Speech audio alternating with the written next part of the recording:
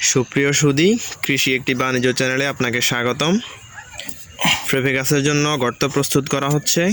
প্রতিটা গর্ত 1 ফিট চওড়া এবং 1 ফিট গভীরতা করে আমরা প্রস্তুত করতেছি।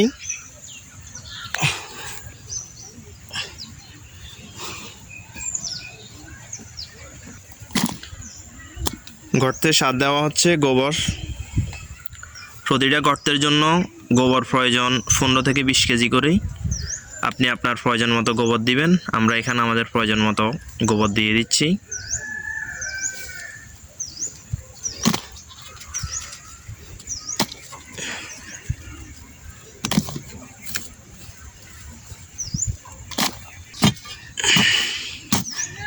বড় বড় গোবরগুলোকে শাবল দিয়ে ছোট করা হচ্ছে।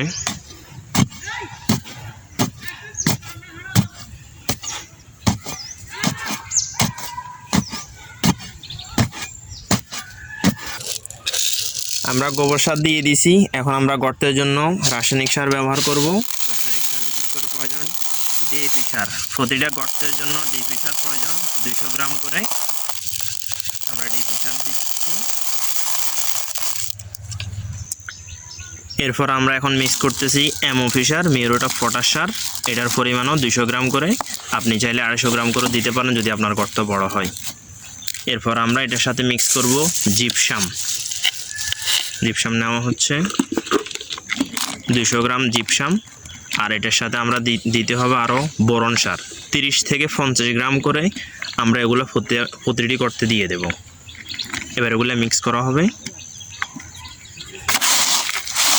ভালো করে মিক্স করা হচ্ছে।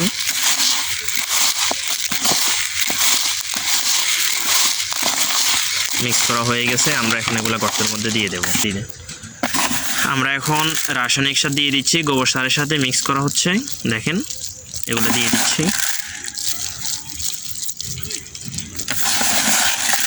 এটা হচ্ছে প্রতিটি গর্তের জন্য। প্রতিটা গর্তে এভাবেই সার ব্যবহার করতে হবে। দেওয়া শেষ। এবার আমরা গোবরের সাথে এই সারগুলো আমরা উলটপালট করে দেব।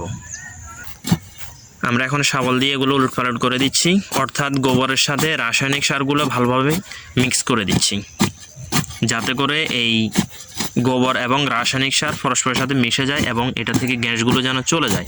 আমরা ঠিক এভাবেই রাসায়নিক সার এবং গোবর গর্তটা ঠিক এভাবেই 3 থেকে 4 দিন, 5 দিন হলে ভালো হয়, এভাবে রেখে দেব। কোনো মাটি টাটি কিছুই দেব না, তাহলে সারের রাসায়নিক সার এবং গোবর সারের গ্যাসগুলো বেরিয়ে যাবে।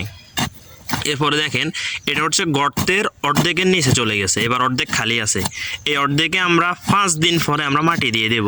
সেটার জন্য অপেক্ষা করবেন এবং সেটা আমরা ভিডিওতে দেখাবো। গাছের গর্তের মধ্যে আমরা জৈব সার এবং রাসায়নিক সার দিয়ে প্রায় সপ্তাহখানিকের মধ্যে এভাবে খোলা রেখে দিয়েছি, কারণ এতে যেন কোনো রকম গ্যাস তৈরি না হয়। এখন আমরা এটার উপর মাটি দিয়ে দেব। দেখেন আপনারা, এখানে শুধু গর্তের অর্ধেকে আছে রাসায়নিক সার এবং জৈব সার। এখন বাকি অর্ধেক আমরা মাটি দিয়ে পূরণ করে দেব।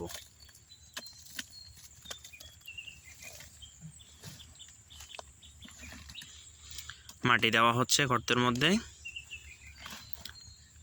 কারণ আপনারা অর্ধেক মাটি দিয়ে দেব উপরে, কারণ হচ্ছে এই মাটির উপরেই আমরা পেঁপে গাছের চারা বসাবো। সরাসরি পেঁপে গাছের শিকড় বা গাছ যেন কোনোভাবেই রাসায়নিক সার এবং জৈব সারের সাথে না লাগলেই চারা মারা যাবে।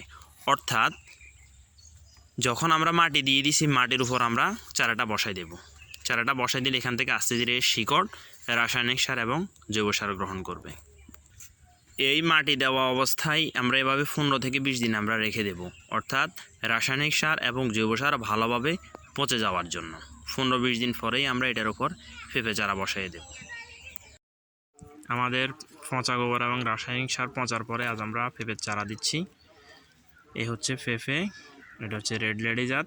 আপনারা পেঁপের চারা লাগানোর সময় অবশ্যই খেয়াল রাখবেন গোড়া যেন একটু উঁচা থাকে। আর বিশেষ করে বর্ষার পানি যদি জমে যায়, এই পেঁপে গাছ খুব দ্রুতই মারা যায়। আর এটা লাগানোর সময় আরেকটা জিনিস খেয়াল রাখবেন, দক্ষিণ দিক করে 30 ডিগ্রি অ্যাঙ্গেলে আপনারা পেঁপে চারা লাগাবেন, তাহলে পেঁপে ধরবে এবং গাছ ভেঙে পড়বে না। তো পরবর্তী ভিডিওতে আমরা পেঁপের যত্ন নিয়ে আসব।